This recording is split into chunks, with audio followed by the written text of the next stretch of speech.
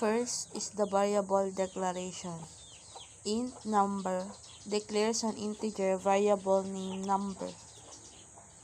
Long factorial equals 1 declares a long integer variable named factorial and initializes it to 1. The second one is user input. Console that write line, enter a number to calculate the factorial. Prints a message prompting the user to enter a number. Number equals convert to int 32.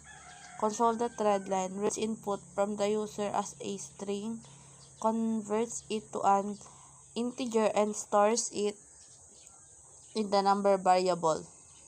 Third, factorial calculation.